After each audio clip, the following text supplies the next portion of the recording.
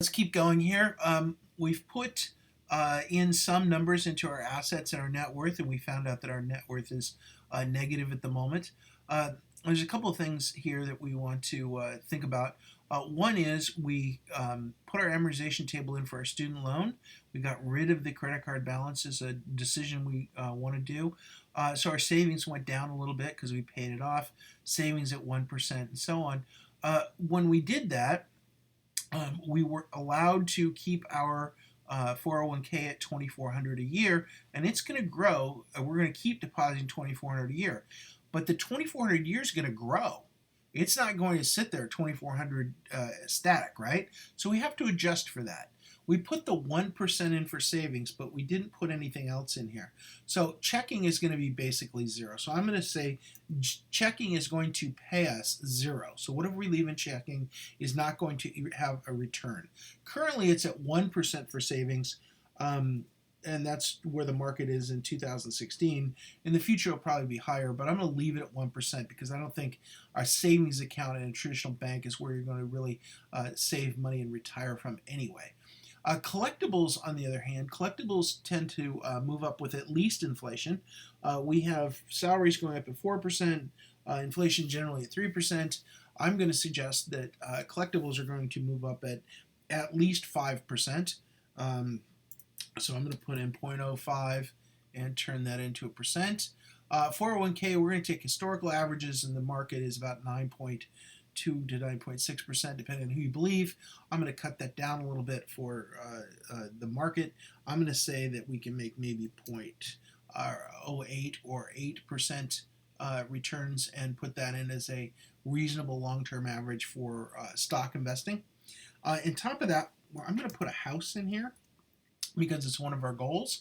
I haven't quite got there yet, but I'm going to put it in there as something we would need to think about. So if that is the total this year, what is the total next year? Well, the total next year gets a little more complicated. We have two things that we need to add to this year as a result of what we did up here. So the first thing is we deposited $2,400 into our 401k that wasn't there last year. In addition to that, at the end of the year, we had $958 after paying our bills left over in cash flow. Now that cash flow has to go somewhere. Did it go to checking? Did it go to savings? Did it go to more into your retirement plan? Where did that go? So at the end of the year, we have the 401k we have to figure out and the additional cash flow. Now this year, because we are starving, I'm going to go back up here and say food and household is going to go up to 400 and enter. And now where are we at? Ooh, 242 negative. So that's a little, I don't want a negative number here, but I want to kind of break even. So 400 is probably too high. I'm going to make it 390, 122, 380, $2. I don't want it negative at all, so I'm going to go 379. Okay, so $10. All right, so I'm going to spend all of that. I'm going to assume there's nothing left in the checking account. I just put it all into food and household maintenance. So that's a bill we're gonna pay. We're gonna spend it. So I'm not going to deal with extra cash flow here this year. The other thing I've got here is a small problem in that this year, 2016, and this total is the beginning of the year total. And what I want to know is the end of the year total or the beginning year total next year. So this is a little bit of a calculation. I'm going to say the checking account stays where it's at. Otherwise, it would add this cash flow. So I'm going to add the cash flow, which is $10, which is okay. So this equals the beginning cash flow of the year, and this is the end cash flow. So plus the ending cash flow of the year. So that's $6,010. The savings, we didn't add anything to savings. If we added anything to savings, it would have to show up in your expenses or it would have to come out of your paycheck. So we didn't add anything to savings. In fact, we spent a bunch to pay off your cards. So 1% on the savings, so this is pretty easy, equals the 2,600 times the 1%. Now, we know that 1% is, I'm sorry, I made a mistake here. It's not 2,600 times 1%. It's 26, and hopefully you don't make this mistake. 1 plus the 1%, parentheses, enter. So that's going to be, $26 in interest, not very much, but we're going to put it in there because it's a good calculation. Your collectibles are going up at 5%, so can I just drag this down? I think I can. It should work. Let's drag it down. 5250, so it's the same formula, basically, but on a different number, so that worked. Can I drag that down for your 401k? Well, I could. I'm going to go ahead and do it just to show you that it works. I can do that, and I get the 5400, and it's this multiplied across. But just like we did up here for the 6010, the 401k at the beginning of the year is 5,400, and it earned $400 in return. But if we go back up here, we added $2,400 to it. We added $2,400 to it in 2016. So let's go back here and calculate this properly. So what is really this number? So the 401k balance goes equals, well, it's the previous balance, and the previous balance is up. It's multiplied by 1 plus the return, parentheses, and then we get plus whatever we deposited during the year, in this case 2,400, equals. And so we get $7,800 into our 401k because it's 5,000 plus the 2,400, which is 7,400, and then the 400 interest. So it's $7,800. So this is a calculation that's very important to do correctly because you'll see your 401k balance starting to rise as you do this. Now, a couple of these numbers we want to put into static so we can drag, because we love dragging. Dragging makes life really easy. So the first one is this number here is multiplied by 1%. So to clearly make that always stick, we want $C $51, enter, and then you can see that when we drag it, it just always goes up by 1% from the previous cell, so that's easy to do. The same thing's true here. We want to drag this down, and this will drag it down here. Uh-oh, what's wrong? Oh, that's right. When I drag it down here, I get C51. Well, here's an easy way to do this. Just wait until a little hand comes over the top and drag it down and hit enter. And now this cell is set up with the dollar signs. You don't have to fidget with the dollar signs. You can just drag it down and do it that way too. That's a different way to do it. Either way works, and we know we can drag these out. This particular cell, let's see here, what do we want to do? We want this 6,000 plus the cash flow to flow into the checking account.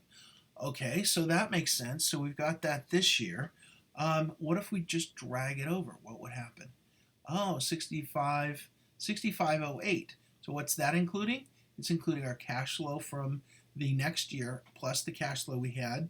So it's that seems to be right. So we can keep that going for a little while until it starts to build up too much money in our checking account and we start to want to remove it. So that's one thing. The second thing is our 401k. Can we just drag this across? Let's see. Oh, that doesn't look good. How big did this number get? Oh, yeah, $39 million. Clearly, that's not the way to do it. So we can't drag that one. So we hit undo, undo, undo. Here we go. Now, equals. Now, what does this cell equal? It equals this cell, which is the previous balance, and it's multiplied by 1 plus the return rate plus the cell at the top that represents the contribution of that year. So this is the 2017 contribution year. So in 2018, it'll be this total multiplied by 8% and plus the additional contributions. So that's 10,824. Well, I think what's going on here is I don't have a dollar sign in front of this interest rate. So let's do this. Let's put a dollar sign in front of the C, a dollar sign in front of the 5, and we end up with 7,800. And let's see if I drag this, if it works. If I drag that, yes, it does. Okay, so that was the problem. If you have a constant, you want to stick. You have to put the dollar signs in front of it. Sometimes you forget. So that's a good example of doing that. Can I drag this over? Yes, I can. Okay, so now you can see how my assets are growing. My 401k, because I've decided to put money into it, is starting to grow pretty good. My cash is starting to grow better because what happened? Oh, I seem to have a better job. Also, I'm looking for an MBA, which means I've probably taken out student loans, so my debt's growing. We'll get to that in a minute. So as things are growing here, we can take some of this money and make our life a little bit better and spend down some of this checking account, which we might need because we haven't bought clothes in a while and a few other things. So we can look at that. The other thing is our net worth. Our net worth is our assets minus our liabilities. So this should drag across pretty well. Oh yeah, look at that. Our net worth just turned positive. So for our net worth, even though we have a quite a sizable debt, we have started to generate some money of our own, and our net worth is now positive versus being negative. Is that a good thing? Sure, of course it's a good thing, but it also makes us think, oh, maybe I can afford that MBA program that'll put me a little bit more into debt. So you can see how we start to get our assets going, and we start to get our liabilities going, and we get our net worth. One more thing I want to put in here, obviously you can continue, you've got to continue this out and start putting things in like the MBA and a better life and better cars and all kinds of other things. Oh, speaking of which, their car isn't in here either. He wants a new car sooner or later. The one other thing I want to put in here just really quickly is inflation. So inflation, we're going to say it's at 3% or it's at 5%. The reason I like an inflation gauge is over time you start to lose track of what a dollar is worth. So we're just going to say a dollar today, and we're going to put a dollar into both cells. I'm going to make it a currency, well, I'm going to make it currency. And then I'm going to take it and inflate it up going forward. So that equal, you should already know how to do this, equals times parentheses 1 plus, and, 1 plus, and then we're going to do dollar sign C, dollar sign 68, in parentheses, enter. So I want this to be a currency as well. So I'm going to put this up as currency, and I'm going to drag it down. And of course, this is going to be a little bit off. I want this to be this number. Enter. Oh, and I even typed it in wrong. Look at that. It was 68. It's actually in 69. Okay. So I typed it in wrong. That's why you always check the cells. In that case, I just tried to type it in real quick to show you how to do it. And, of course, I messed up. So there you go. So you can see it's 3 to 5% more. You can just take this and now drag it, and you can see inflation going forward. So by the time your student loan is being paid off, what costs $1 today will cost 27% more, or 27 cents more by the time you're paying off that student loan. If inflation is 5%, it'll cost almost 48% more. So things will be almost half as expensive as they are now. So you can see I put inflation in here for a reason, because as you start to grow your net worth, you've got to remember that everything else is growing with it. And you'll see that up here in the numbers of your prices and your expenses that are growing up. But it's nice to have a little gauge to say, when you get out 30 years, oh yeah, by the way, everything's twice as expensive. So don't mentally start to account for it in any other way. Okay, so that'll get you going, moving across your spreadsheet, getting your net worth. This becomes a little trickier in a house, and you start putting other things in here, one-time purchases and so on. We'll get to that in the next video or the next two videos. And we'll start looking at that. But this should get you moving all the way across your spreadsheet. You can obviously change jobs in here and so on. Sooner or later, you're going to have a spouse to take care of and so on. But you can see that the power of this is you're beginning to plan your future with real numbers that make sense and making decisions. And that is the benefit of creating your own financial plan. So let's keep going. Wait for the next video.